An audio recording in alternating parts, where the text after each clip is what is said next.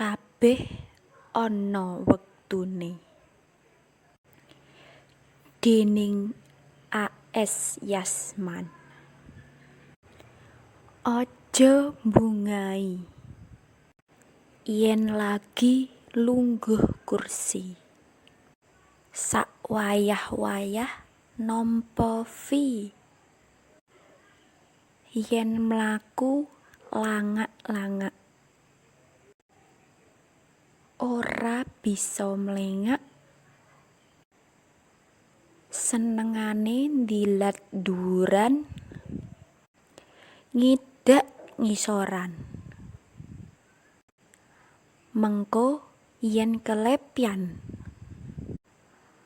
Aja kumalungkung.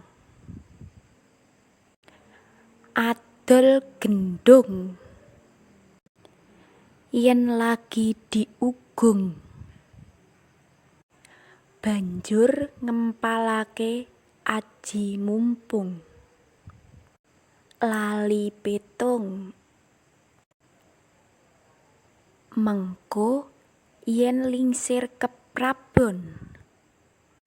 Mundhak takon. Kabeh ana wektune. Ana wektune ditinggal lunga.